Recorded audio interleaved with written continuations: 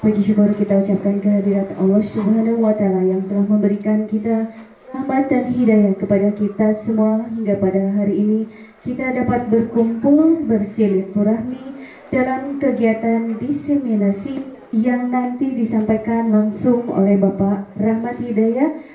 Salawat serta salam kita limpah curahkan kepada junjungan kita Nabi Muhammad Sallallahu Alaihi Wasallam.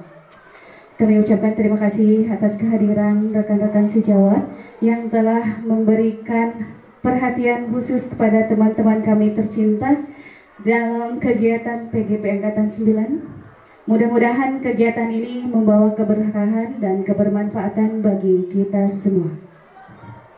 Baiklah hadirin yang berbahagia, sebelum menginjak ke acara berikutnya, marilah kita sama-sama mendengarkan doa yang akan disampaikan oleh Bapak Iwan Ridwan SPD. Kepadanya dipersilakan.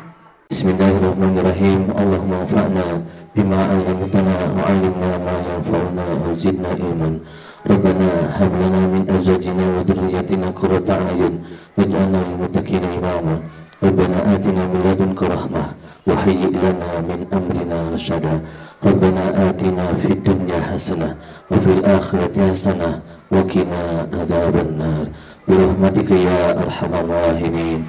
Allahumma rabbana taqabbal minna innaka antas samiul alim wa tub alaina innaka antat tawwabur rahim.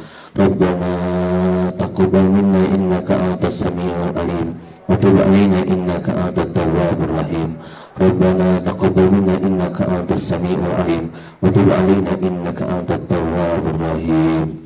Subhana rabbika rabbil izzati amma yasifun wa salamun alal mursalin walhamdulillahi rabbil alamin. As'aluka al-ijabah bis-sayyidil Fatihah. A'udzu billahi minasyaitonir rajim. Bismillahirrahmanirrahim. Alhamdulillahi rabbil alamin arrahmanir rahim maliki yaumiddin.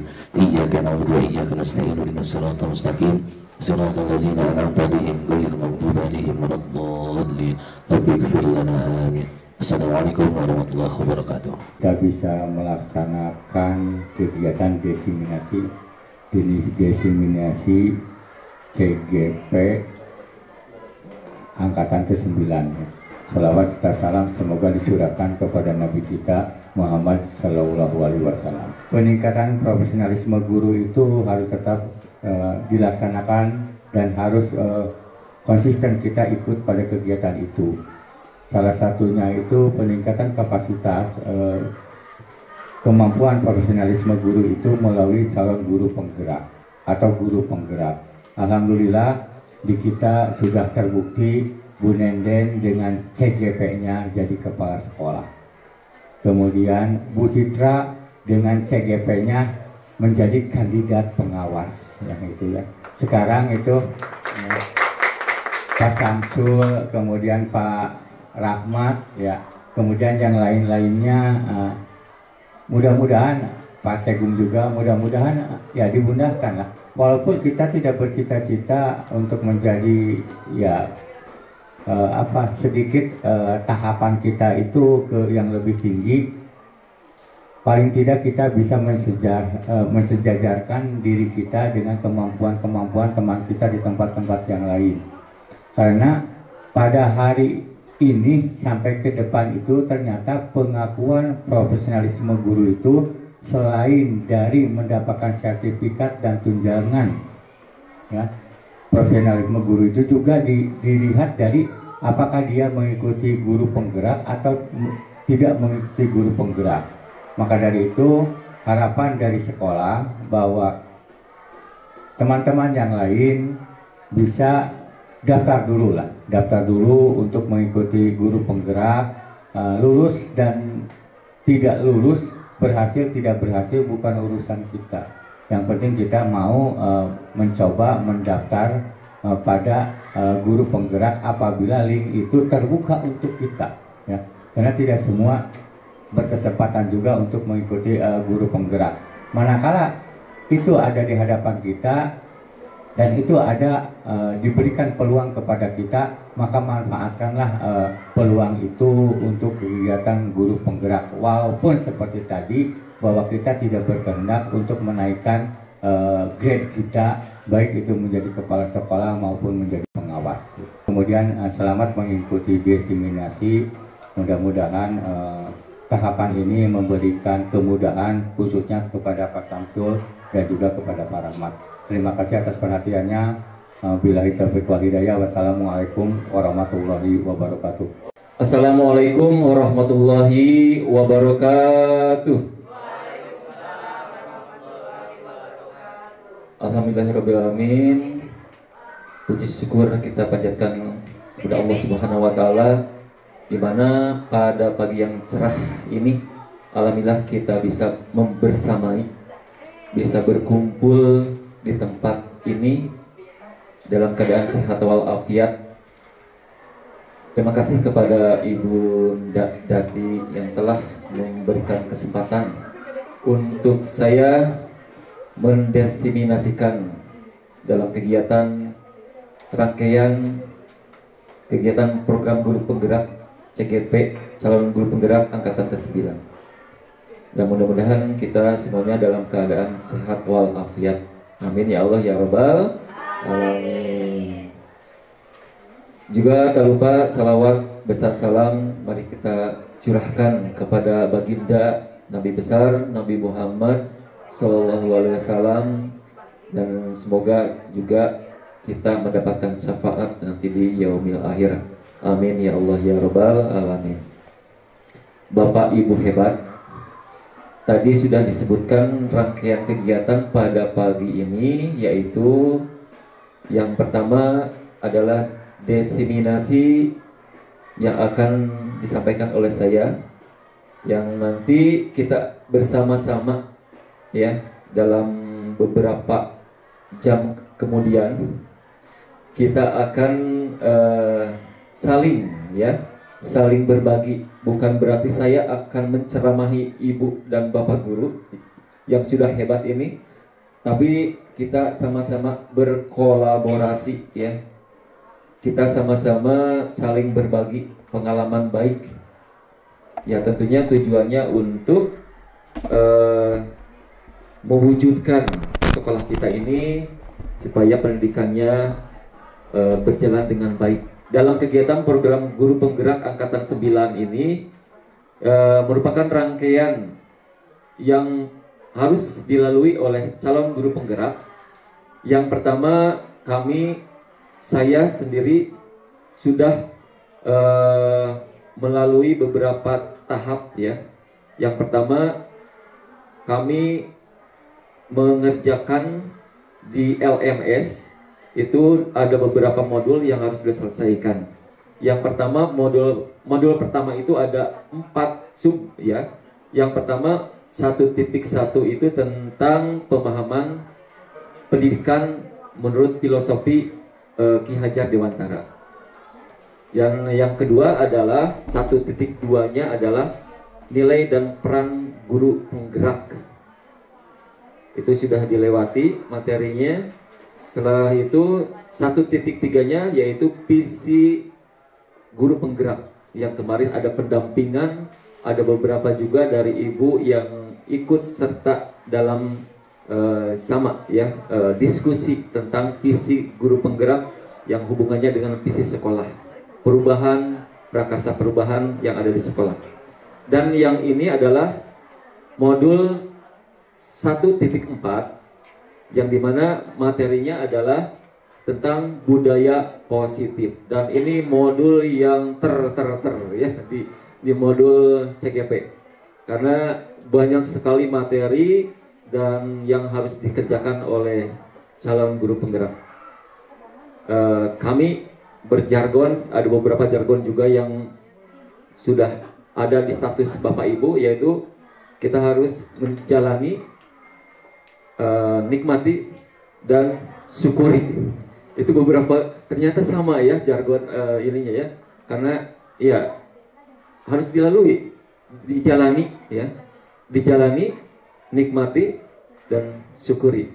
Karena lumayan program guru penggerak ini menyita banyak waktu, tenaga, pikiran, dan lain-lain. Wah, luar biasa. Nanti setelah saya dan Pak Samsul mungkin ada teman-teman lain juga yang nanti jadi calon guru penggerak selanjutnya. Nah itu Bapak Ibu tentang pengantar ya dari kegiatan ini. Jadi sekarang kegiatannya adalah berbagi pemahaman, penerapan, pengalaman budaya positif. Kita santai sersan saja ya, serius tapi santai, tidak harus bagaimana ya. Jadi mudah-mudahan tapi tetap ya kita punya kebermaknaan. Kita punya nanti hasilnya bukan hanya sebagai pemenuhan tugas, tapi ada sedikit banyaknya ada saling ada hasilnya buat saya sendiri dan juga buat ibu dan bapak guru. Hebat. Kalau saya bilang siapa kita, ibu bapak jawabnya 3 ngamprah, juara yes, juara yes. Dicek sound dulu ya. Siapa kita? Pakai 3 ngamprah aja ya, tidak pakai SMP supaya ini. 3 ngamprah, juara yes gitu. Siap? Siapa kita? Juara yes. Supaya penyemangat gitu Pak ya. Baik, terima kasih Ibu Bapak Guru. Kita mulai saja ke materi. Materinya adalah pemahaman diseminasi budaya positif ya. Nah ini dia aktornya ya. Aktornya saya Rahmat Hidayat SPD CGP Angkatan 9 dari SMP Negeri 3 Nabra. Dan ini Bapak Fasilitasnya, Bapak Fasil ya, adalah Bapak Yoki Ariana STMT. Dan Ibu pengajar praktiknya Ibu Eva Arianti SPD. Nah ini yang membimbing saya ketika kegiatan ini ya. Beliau-beliau ini yang nanti menilai juga dan membimbing kegiatan. Baik. Selanjutnya Bapak Ibu hebat, dalam budaya positif ini ada beberapa materi ya, yaitu yang pertama perubahan paradigma belajar, yang kedua disiplin positif, keyakinan kelas, kebutuhan dasar manusia, posisi kontrol, dan segitiga restitusi. Coba yang pertama adalah kita kepalkan tangannya. Kepalkan tangannya. Satu aja dulu. Boleh. Yang suka tangan kanan mangga, yang suka kiri mangga. Itu tergantung. Sudah? Bayangkan sekarang yang memegang tangan ini adalah yang sebelah kanan dulu, boleh ya? Orangnya yang sebelah kanan dulu. Pegang. Bayangkan di dalam tangan ini ada sesuatu yang menarik, yang sesuatu yang bernilai buat kita. Apanya? Apa itu yang bernilai ya? Apa yang ada di sini teh? Pokoknya yang bernilai ya. Cek. Boleh bayangannya emas, ada uang, ada pokoknya yang menurut kita ini yang bernilai. Siap? Nah, sekarang berhadapan dengan temannya. Pegang. Dua, dapat dulu. Biji atau satu ya, yang sebelah kanan. Pegang. Ya boleh. Bukan gitu. Ya, caranya adalah yang sebelah kiri. Bagaimana caranya? Yang tangan itu harus terbuka. Mau disobok, ini pakai uang ya. Atau mau di elektrek, atau mau digebuk. Bagaimana caranya? Si tangan itu terbuka oleh si pasangannya. Mau dielus-elus, siap ya. Bagaimana si tangan kanan itu supaya bisa terbuka oleh si pasangannya? Siap. Dia ada waktu 10 detik. Siap. 1, 2, 3. Silakan. Bujuk. Iya. Dibujuk. Bagaimana supaya si tangan itu terbuka? Dah? Oke. 1. Hitungan 5 sudah ini ya. 1, 2, 3, 4, 5 selesai. Oke, gantian. Bayangkan sama ya, membayangkan punya sesuatu yang berharga, yang bernilai di ibu-ibu atau bapak. Oh boleh, bisa. Mana ya? Boleh suami orang seorang simpan di sini. Gimana dibujuk oleh yang lawannya? Siap? Hitungan kita mulai ya. Siap? 1, 2, 3. Silakan dibujuk. So, lalu terbuka. Tanpa dipegang, terbuka dengan cara ya, sudah baik. Hitungan 5 sudah selesai ya. 1, 2, 3, 4, 5. Oke, selesai. Benar? Oke, baik. Sekarang saya ingin ada tanggapan. Siapa yang terbuka, Cung? Yang terbuka. Nah. Ya, berbagi saja. Oh, berbagi. Ya. Kalau di suami.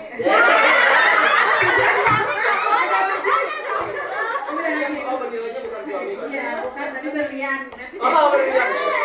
saya berikan berlian ke nanti dapat lagi ya. Nanti dapat lagi lebih dari yang diperiksa. Tepuk tangan buat Bu Adi. Siapa lagi yang terbuka tadi?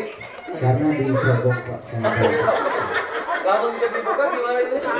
akan memberikan sesuatu yang diinginkan oleh saya. Ada seseorang. Ada Artinya ada di sini. Karena sudah sulit didapatkan, jadi harus dipertahankan. Yoga. Kalau saya tadi awalnya tetap mempertahankan gitu, karena Bu Frida aja mempertahankan, kenapa saya tidak gitu. Tapi pada akhirnya sesuatu itu perlu dibagi, Pak. Baik kebaikan, kesusahan, kesedihan, apapun itulah. Menurut saya jadi harus ada balance antara yang ditutupi dan yang dibuka.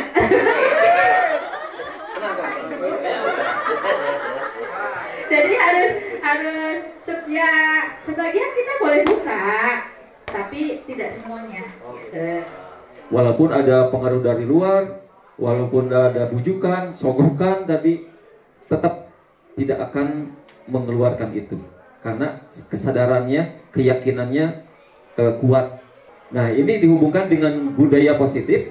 Nah, ini apakah Anda atau B membuka kepala tangan Anda? Mengapa? Alasannya tadi sudah ya disebutkan. Karena kalau yang terbuka ternyata ada dorongan dari luar, faktor eksternal itu.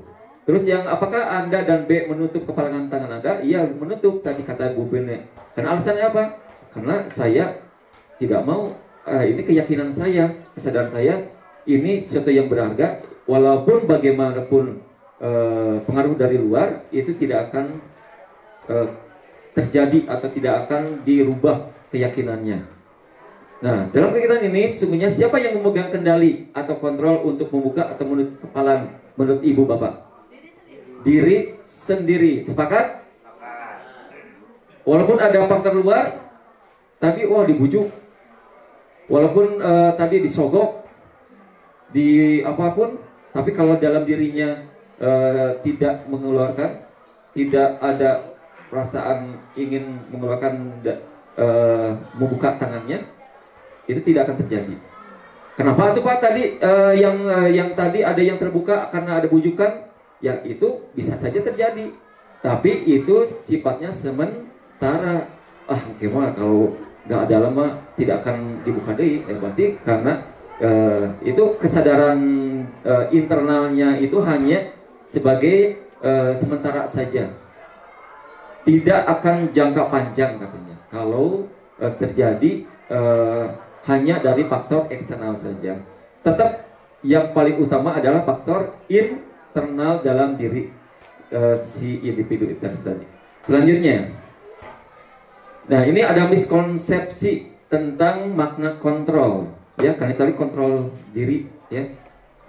Miskonsepsi. Yang pertama, ilusi guru mengontrol murid. Wah, wing sebenarnya. Ya guru, kamu gini ya, kamu harus segini ini. Nah itu ada ilusi bahwa guru itu bisa mengontrol muridnya. Pada dasarnya kita tidak dapat memaksa murid untuk berbuat sesuatu jikalau murid tersebut memilih untuk tidak melakukannya.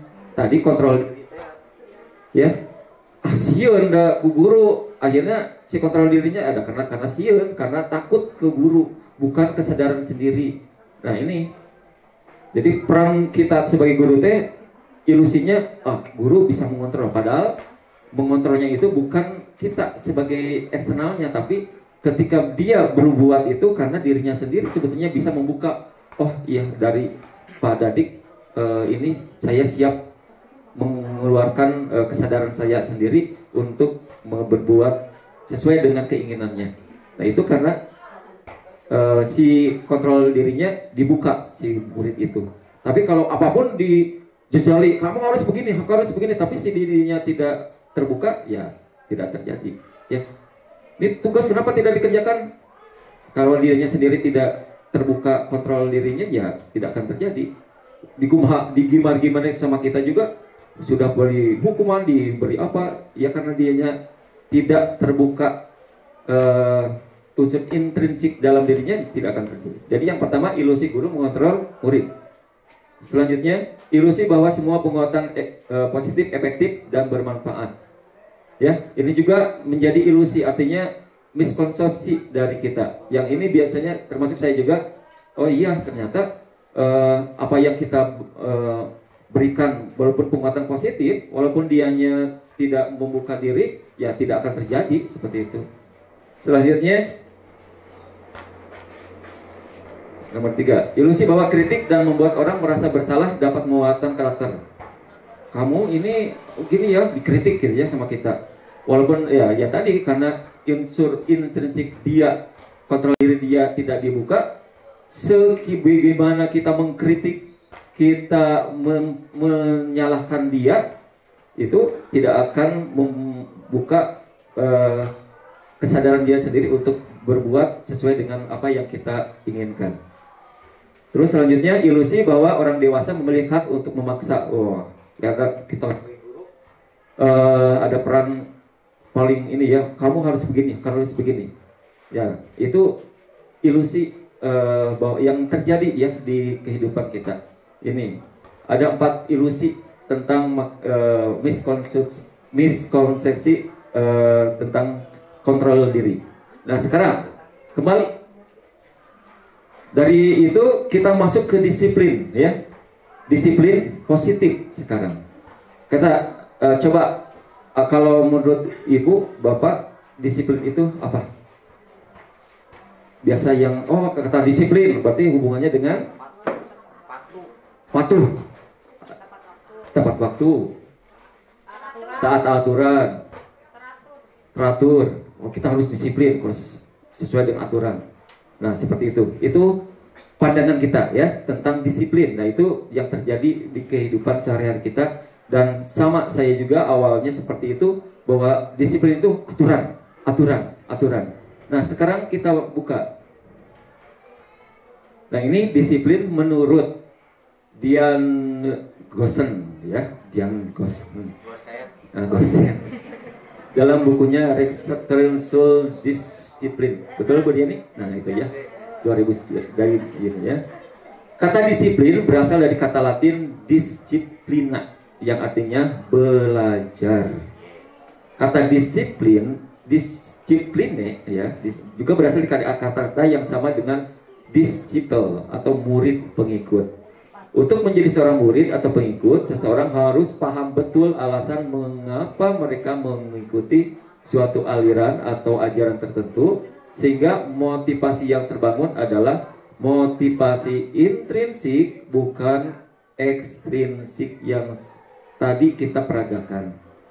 Jadi disiplin di sini, aturan di sini,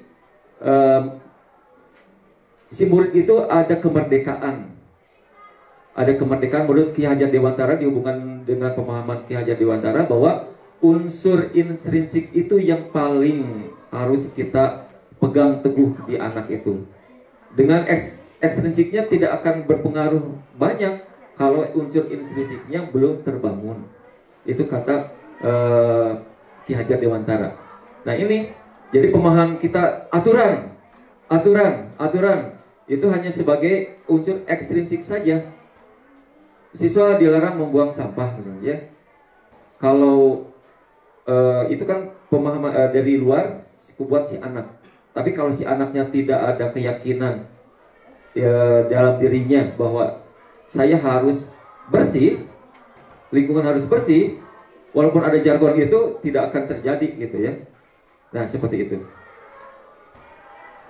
Ya di sini juga mempelajari bagaimana cara kita mengontrol diri dan bagaimana menguasai diri dalam memilih tindakan yang mengacu pada nilai-nilai yang kita hargai agar tercapai tujuan yang mulia yang diinginkan. Nah sama ya, bahwa disiplin itu betul-betul harus bernilai dari nilai kebajikan katanya ya, bukan dari unsur paksaan dari luar. Nah sebagai pendidik tujuan kita adalah menciptakan anak-anak yang memiliki disiplin diri sehingga mereka bisa berperilaku dengan mengacu pada nilai-nilai kebajikan universal dan memiliki motivasi intrinsik bukan ekstrinsik. Yang kita bangunnya adalah unsur intrinsiknya. Kita yang disentuhnya ya. Kalau mereka tidak ada unsur intrinsiknya di dalam dirinya terbangun, ya kita jejali dengan apapun, mereka tidak akan terbuka, tidak akan disiplin. Jargon atau tulisan apapun di luar, atau kita sudah marahi atau kita sudah apa-apa ke mereka tentang kedisiplinan aturan, tapi kalau merekanya tidak sadar diri, ya tidak akan terjadi yang baik itu. Budaya positif ini tidak akan terjadi. Betul ya. Nah itu intinya dari ini. Baik, selanjutnya ya Ibu Bapak hebat ya. Ada nilai-nilai kebajikan yang universal. Apakah? Nah ini ada kalau kita sekarang sedang menggalakkan yang namanya profil pelajar Pancasila. Coba kita nyanyikan ya. Masih ingat? Bunda, pelajar Pancasila.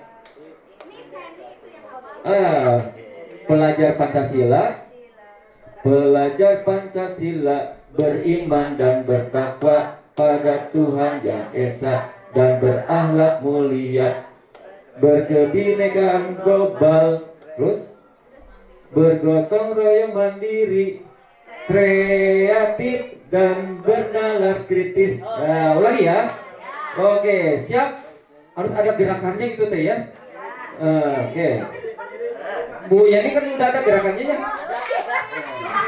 Pelajar Pancasila beriman dan bertakwa pada ya berdiri semuanya ini.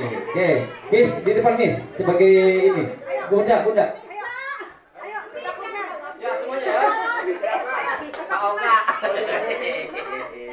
Pelajar Pancasila beriman dan bertakwa pada Tuhan Yang Esa dan berakhlak mulia, berkebinekaan global, bergotong mandiri, kreatif dan bernalar kritis. Nah, sekali lagi.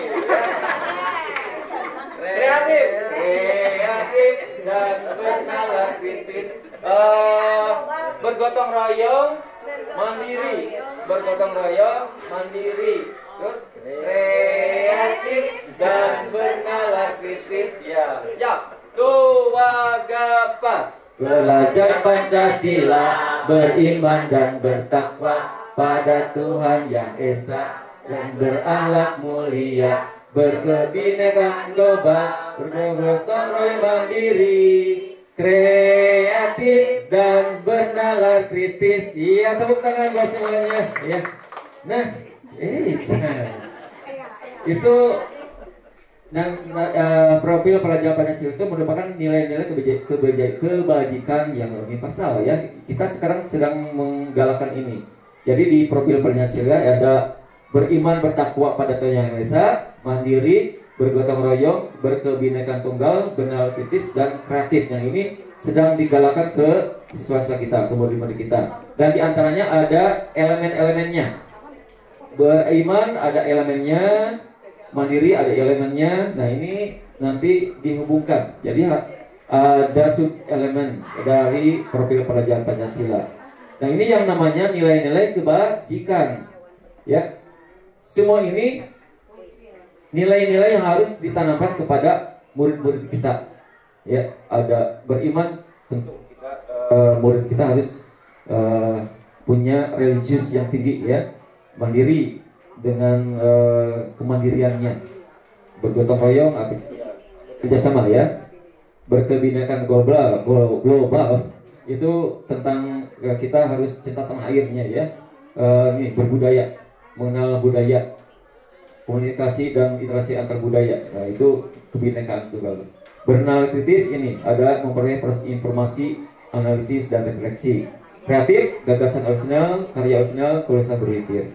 Ini di ini, ya. Nah, ini ada beberapa. Ini bukan hanya di kita. Ini ada di IBO Primary Years Program. Nah, ini sama ada punya nilai-nilainya. Ada toleransi, rasa hormat dan lain-lain. Ya, jadi semua juga ditanamkan yang namanya nilai-nilai kebajikan di dalam pendidikan yang di IBO primary, ya, bukan hanya di Indonesia. Terus yang ketiga, 9 pilar karakter Indonesian Heritage Foundation. Nah, ini di komunitas ini, di sana juga ada, mereka membuat nilai-nilai kebajikannya apa saja. Ada cinta Tuhan, sikap cintaannya dan lain-lain. Diterapkan supaya di heritage ini ada ini, gitu, ada nilai-nilai kebajikannya. Selanjutnya ada juga di petunjuk seumur hidup, keterampilan lifelong ini, ya, resilience and life skill, keterampilan hidup. Nilai-nilai kebajikan yang mereka tanamkan ini, ya, ada dapat dipercaya, luhur hati dan lain-lain. Jadi setiap perusahaan, setiap lembaga pendidikan dan lain-lain, mereka menanamkan nilai-nilai kebajikannya tersendiri, ya. Termasuk kita di Indonesia tadi, kita sedang menggalakkan nilai-nilai kebajikannya adalah dari profil pelajar Pancasila. Menurut Ibu yang paling mengena yang mana dari yang keempat ini? Ini kita, ya, Indonesia, pendidikan Indonesia. Nah, ini IBO si ini seperti itu, ya. Terus ini dari Indonesia Heritage ini, ya. Terus kalau ini dari Lifelong Guidance ini. Yang paling lengkap, yang paling ini kira-kira yang mana? Oh, yes, profil Pancasila, ya. Nah, itu paling sesuai dengan kita. Nah, ini jadi intinya semua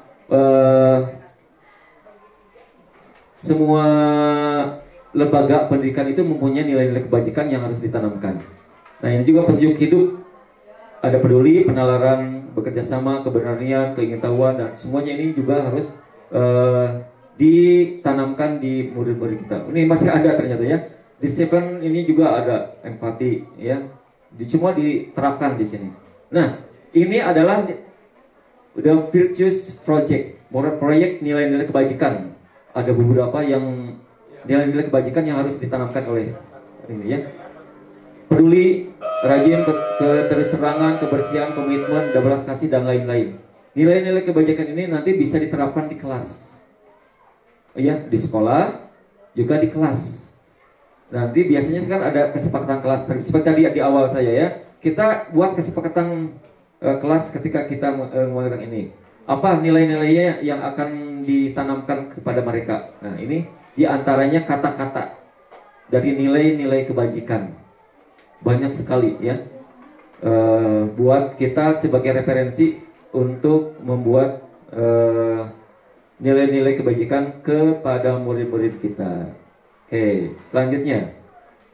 Nah, ini tujuan mulai dari penerapan disiplin positif yang tadi sudah kita bahas adalah agar terbentuk murid-murid yang berkarakter, berdisiplin, santun, jujur, peduli, bertanggung jawab, dan merupakan pembelajar sepanjang hayat sesuai dengan standar kompetensi lulusan yang diharapkan.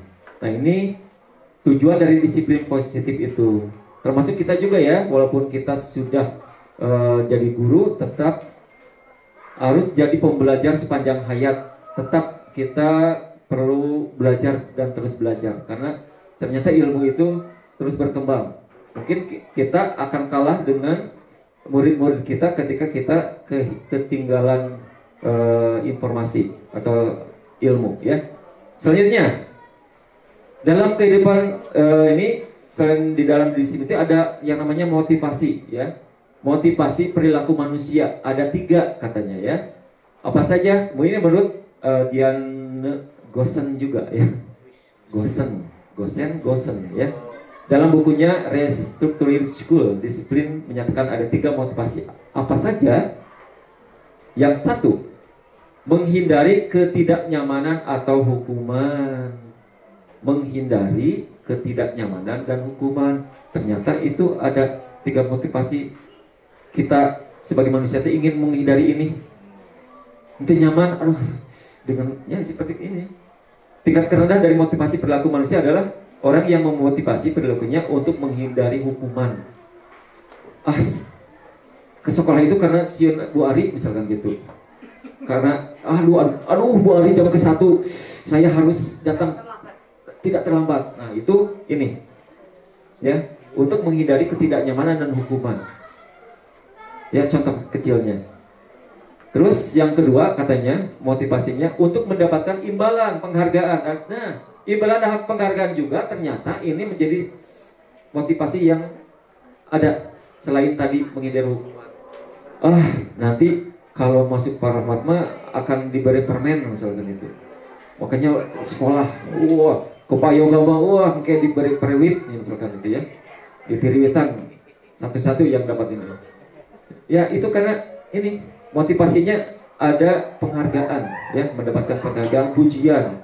Nah, ini satu tingkat di atas motivasi yang pertama. Di sini orang berperilaku untuk mendapatkan imbalan dan penghargaan lain. Nah, itu ya. Nah, selanjutnya adalah yang ketiga. Nah, ini untuk menjadi orang yang mereka inginkan dan menghargai diri sendiri dengan nilai-nilai yang mereka percaya. Ini adalah nilai yang harus motivasi yang harus ditanamkan. Yang pertama menghindari hukuman, yang kedua penghargaan, dan lain. Ini orang dengan motivasi ini akan bertanya, akan menjadi orang seperti apa apabila saya melakukannya dari dalam diri sendiri. Berarti bukan karena ada hukuman, siun pada adik jadi belajar itu jadi sungguh-sungguh gitu. Kalau tidak ada pada adik itu biasa dewe gitu, paksa. Saya ke kelas itu ada Pak Yoga karena biasanya kalau Pak Yoga itu kalau bertanya itu akan mendapat nilainya langsung gede atau dapat sesuatu. Karena tidak ada Pak Yoga, ya sudah kembali lagi ke. Tapi kalau ini motivasinya seperti ini, mereka melakukan sesuatu karena nilai-nilai yang mereka yakini dan hargai. Oh iya, saya itu harus belajar. Kalau belajar akan mendapatkan ilmu. Kalau saya tidak ke kelas berarti saya tidak dapat ilmu. Keyakinannya berarti walaupun tidak ada guru, tidak ada apa-apa, tidak ada hukuman, tidak ada penghargaan, mereka dengan sendirinya ke kelas gitu. Inisiatif sendiri, betul. Jadi motivasinya internal, bukan eksternal tadi. Kembali ya, kata kuncinya. Selanjut. Nah, hukuman dan penghargaan. Coba kebaca, Bu. Oke, maka ada waktu 1 detik. Ini ya, dibaca. Ya, saya bantu baca ya. IPA kurang menguasai pelajaran matematika. Nah, Bu, ya. Sehingga pada suatu saat, pada saat pelajaran tersebut berlangsung, dia lebih banyak berdiam diri atau menggambar di buku pelajarannya. Pada saat guru matematikanya Pak Seno menanyakan pertanyaan IPA menjadi gugup dan tak sengaja menjatuhkan tasnya dari kursi, serta tiba-tiba menjadi gagap pada saat berupaya menjawab. Seluruh kelas pun tertawa melihat perilaku IPA yang bicaranya tergagap dan terkejut tersebut. Pak Seno pada saat itu membiarkan teman-temannya IPA menertawakan IPA yang tergagap dan malu luar biasa, dan malahan minta IPA untuk maju ke depan dan berdiri di depan kelas sambil menunjuk hidungnya. Karena tidak bisa menjawab pertanyaan Pak Seno. Kelas makin gaduh dan anak-anak pun tertawa melihat IPA di depan kelas memegang ujung hidungnya. Nah, pertanyaannya, apakah Anda setuju dengan tindakan Pak Seno terhadap IPA? Nah, mengapa? Yang kedua, menurut Anda, tindakan Pak Seno terhadap IPA adalah sebuah hukuman atau konsekuensi? Mengapa? Mangga? Siapa yang mau menanggapi?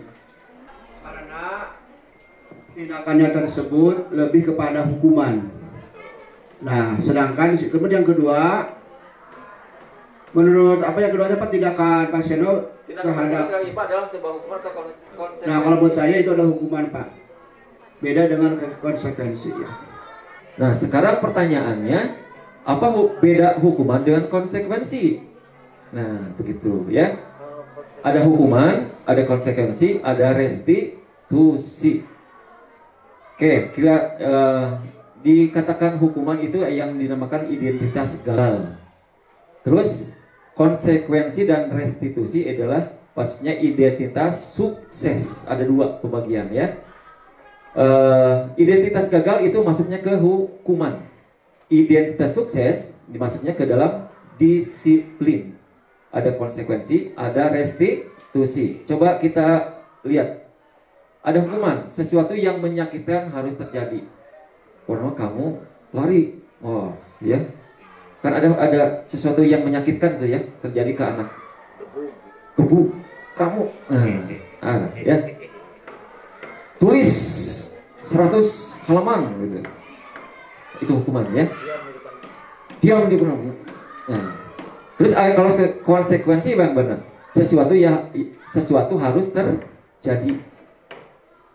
Restitusi bagaimana? Restitusi merupakan pilihan. Apa bedanya menurut ibu dan bapak? Sesuatu yang menyakitkan terjadi, kalau konsekuensi sesuatu harus terjadi. Restitusi merupakan pilihan. Berarti bagaimana hubungannya? Ada yang bisa dan menanggapi?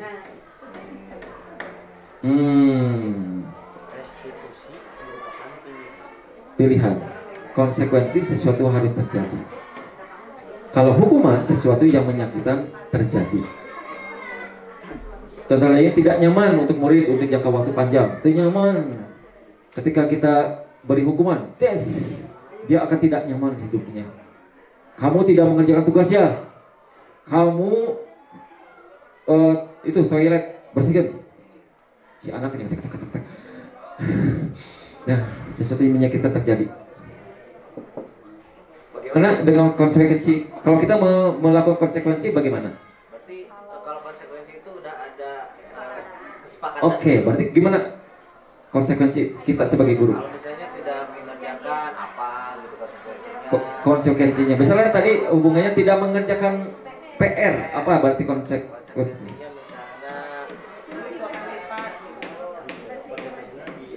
Tapi kalau hukuman pun maksudnya gini, konsekuensinya kita kan sudah disetujui dulu nih. Misalnya kalau dari awal dulu misalnya bersihin WC, itu bisa kan dilakukan? Bisa.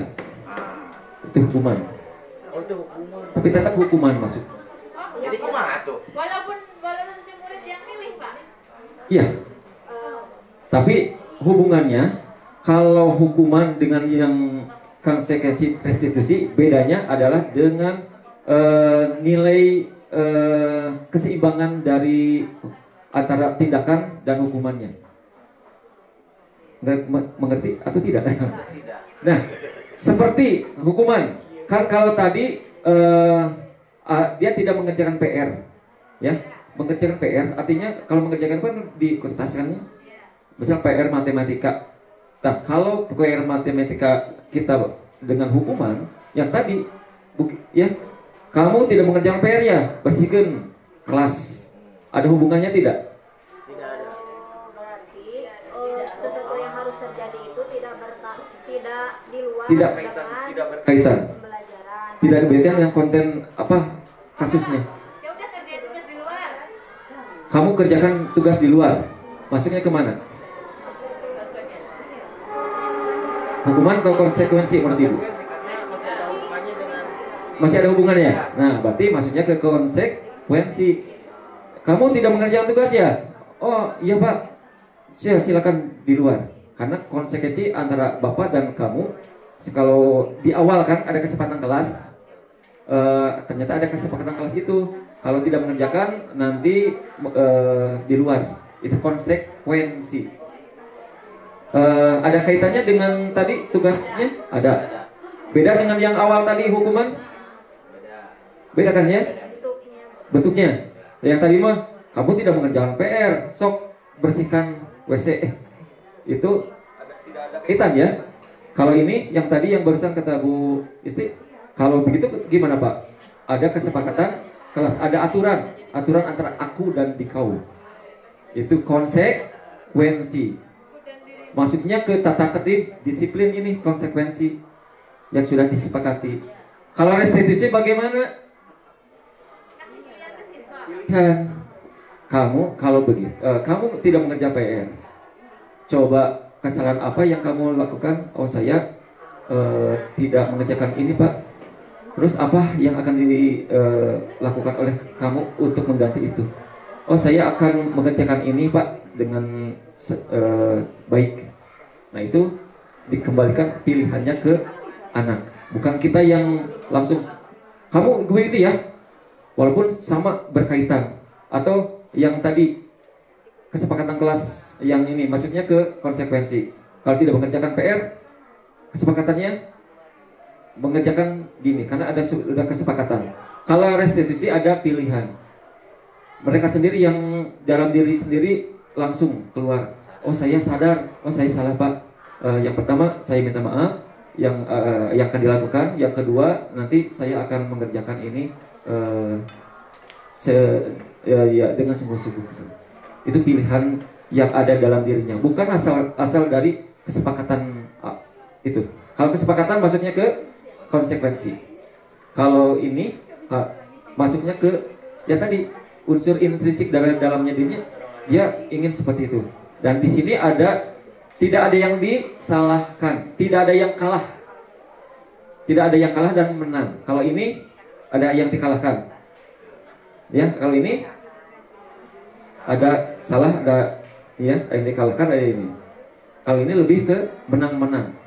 Kita guru menang, dia juga tidak disalahkan, tidak di kamu salah, aduh gitu. Nanti ketika belajar lagi teh, dia tidak akan merasa saya karena sudah mengalami teh ya, dia sadar sendiri, saya nanti akan mengerjakan ini. Dan selanjutnya tidak akan terjadi lagi. Di dalam dirinya timbul kesadaran intrinsik. Tanpa ada peraturan juga itu akan terjadi. Begitu ya. Seperti itu Ibu, ya. Karena ini lanjut ya. Identitas gagal dan identitas sama ya. Ini ada kelanjutannya. Nanti ini ada kalau hukuman, murid akan atau anak membenci peraturan. Ya, dengan adanya hukuman itu. Terus selanjutnya murid kalau konsekuensi murid akan menghormati peraturan. Tapi kalau restitusi murid atau anak menghormati dirinya sendiri dan menghormati orang lain. Itu bedanya. Ya, seperti itu. Nah ini kata awas. Kalau kamu dilakukan lagi ya nanti awas kamu. Nah, itu apa? Hukuman. Tapi kalau disiplin konsekuensi, lakukan apa yang saya katakan. Lakukan apa yang saya katakan atau yang sudah tertera di aturan. Itu konsekuensi. Kalau restitusi, apakah hal ini yang sesungguhnya ingin kamu lakukan? Itu beda. Apakah ini yang apakah hal ini yang sesungguhnya yang ingin kamu lakukan? Jadi ditanya dulu, kenapa kamu melakukan itu? Oh saya tidak mengerjakan PR ini Pak karena tadi malam membantu ibu saya, misalkan gitu. Kan kita tidak tahu kenapa tidak mengerjakan PR. Nah ini ada bedanya antara hukuman, konsekuensi dan restitusi. Dan selanjutnya restitusi akan dibedah ulas oleh Pak Samsul nanti ya. Selanjutnya masih ya ini dampaknya murid akan marah, merasa bersalah, rendah diri. Tapi kalau konsekuensi kehilangan hak. Waktu jeda seorang diri penahanan. Ya, gitu ya, karena aturan kan. Oh iya, ini salah, saya harus ini, kan gitu. Dengan aturannya, tanpa dirinya sendiri ingin menggantinya dengan apa? Karena aturan sudah begitu, si anak tidak bisa apa-apa lagi. Oh saya salah, saya akan melakukan itu. Tapi kalau restitusi, anak tidak kehilangan waktu, namun bersemangat untuk memperbaiki diri. Saya sudah melakukan ini, saya nanti akan seperti ini. Nah itu beda, ya. Tanpa ada aturan juga ini. Nah ini dibuat hukuman dibuat guru, konsekuensi dibuat oleh guru dan murid anak. Tadi kesepakatan kelas, dan konsekuensi dibuat oleh si muridnya yang salah. Begitu ya bedanya. Nah ini tindakan guru sama yang tindakan guru ini masuk ke mana? Duduk di bangku di pinggir lapangan pada jam istirahat, tidak diizinkan bermain oleh guru piket karena mencederai teman saat bermain di lapangan. Masuk ke mana? Duduk di bangku di pinggir lapangan pada jam istirahat, tidak diizinkan bermain oleh guru piket karena mencederai teman. Terlambat hadir di pembelajaran daring 15 menit dan diminta untuk tinggal 15 menit sesudah kelas usai untuk membahas ketertinggalan pembelajaran. Mana konsekuensi? Lari mengelilingi lapangan basket 2 kali karena terlambat 10 menit untuk pelajaran PJOK. Mana? Hukuman atau konsekuensi? Nih, lari mengelilingi lapangan basket 2 kali karena terlambat 10 menit untuk pelajaran PJOK. Kalau sudah perjanjian konsekuensi. Tadi ada hukuman. Maka Bu. Bisa jadi konsekuensi kan dalam pelajaran PJOK. Awas, kata kuncinya dulu ada kalimatnya. Kalau lari mengelilingi lapangan karena tidak mengerjakan PR, itu masuknya hukuman. Tapi kalau untuk pelajaran PJOK itu konsekuensi. Karena apa? Ya ada hubungannya. Yang PJOK ngarangkum 2 bab. Kamu apa pemanasan tangan, Pak? Pemanasan tangan. Ya itu ya. Membersihkan WC sekolah karena mematahkan pensil kawannya. Berarti sudah paham ya tentang hukuman dan konsekuensi. Nah ini yang paling penting ya. Dihukum oleh penghargaan. Ini yang paling tidak penghargaan jadi hukuman. Artinya dengan penghargaan itu hanya jangka pendek saja yang didapat oleh anak. Kalau tidak ada mendapat itu, dia akan biasa lagi. Waktu nanti ini ya, seperti itu kan biasa anak minta itu ya. Nanti kalau pelajaran bapak nanti ada sesuatu yang diinginkannya, penghargaannya. Dan ternyata kalau tidak ada saya, ya kembali lagi ke awal sama dengan hukuman tadi ya. Penghargaan itu menjadi sebuah hukuman mereka. Ketika seorang diberi penghargaan, dipuji di depan orang banyak, maka yang lain akan merasa iri. Oh kesini, yoga kesini, oh bagus. Yang lain tuh, si yoga itu akan merasa iri mereka. Itu akan mengakibatkan kecemburuan. Ya, gitu ya. Padahal penghargaan itu baik ya. Tapi ternyata ketika ini itu jadi sesuatu yang kurang baik, tidak bagus ya. Ini riset. Bukan kata saya. Dalam sebuah percobaan, sekelompok anak laki-laki berusia 9 tahun diminta untuk melihat gambar-gambar wajah yang ditampilkan di layar. Dan mereka harus memberitahukan jika wajah-wajah tersebut sama atau berbeda, gambar-gambar tersebut hampir sama. Beberapa dari mereka diberi penghargaan dalam bentuk uang. Dapat uang ya. Mereka pada saat mereka memberikan jawaban yang benar, sementara sebagian yang lain tidak. Hasilnya, anak laki-laki yang dibayar membuat lebih banyak kesalahan. Dibayar tuh jadi salah gitu. Itu riset hasil penelitian ya, seperti itu.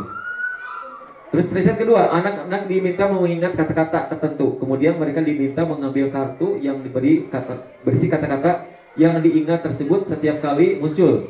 Beberapa anak diberikan permen setiap mereka memberi jawaban yang benar, dan sebagian yang lainnya hanya diberitahu saja bila jawaban mereka benar. Hasilnya, nah ini riset, bukan bukan pengalaman. Artinya riset itu dari penelitian.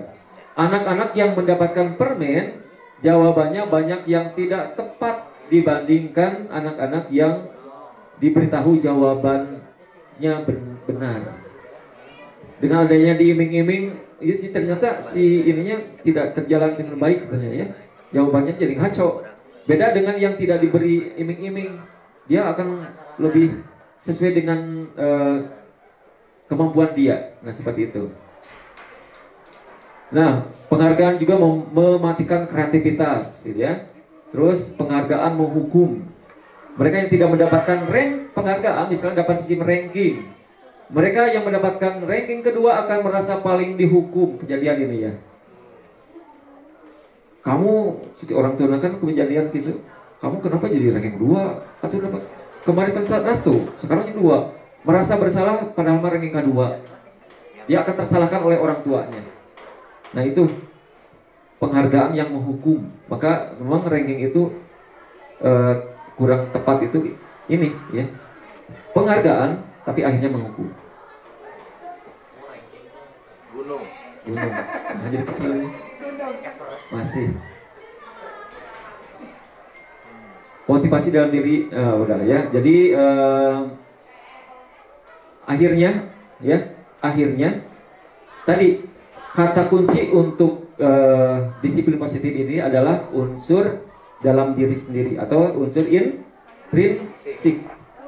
Terus hukuman, penghargaan itu bisa jadi sesuatu yang kurang bagus dilakukan oleh guru, oleh kita, yang hukuman otomatis itu akan membebani mereka. Penghargaan juga itu bisa jadi hukuman buat mereka. Yang paling bagus ada apa? Harus ada yang namanya apa tadi? Kesadaran, unsur intrinsiknya. Unsur ekstrinsik yang bagaimanapun dahsyatnya ke mereka, tapi di dalam dirinya kuat, itu tidak akan terjadi. Seperti itu ya. Dan selanjutnya nanti ada restitusi, bagaimana pendekatan untuk menciptakan disiplin positif. Insya Allah nanti akan disampaikan oleh dalam sesi kedua ya, oleh pemateri selanjutnya adalah Bapak Samsul Buhori. Tepuk tangan buat Pak Samsul Buhori. Baik, untuk kesempatan saya mendiseminasikan cukup sekian. Mohon maaf apabila banyak kesalahan. Mudah-mudahan dari sekian itu ada sesuatu yang untuk saya sendiri mendapatkan pencerahan juga, dan juga buat Bapak Ibu guru juga mendapatkan pencerahan juga, terutama untuk pendidikan kita khususnya di SMP Negeri 3 Ngamprah. Sesuatu yang paradigma baru nih ya. Seperti tadi, hukuman, penghargaan yang biasa kita lakukan itu kita tinjau ulang. Ya, tinjau ulang supaya yang terbaik itu yang bagaimana untuk anak. Karena banyak kasus-kasus ya, kasus-kasus yang terjadi ternyata pemecahannya belum terjadi, belum bisa diselesaikan oleh kita. Nah, nanti ada segitiga restitusi untuk pemecahan masalah. Insya Allah Pak Samsul yang akan menerangkannya. Baik, terima kasih untuk semuanya. Siapa kita? Lupa lagi. Sekali lagi. Siapa kita? Juara. Yes, terima kasih. Assalamualaikum warahmatullahi wabarakatuh.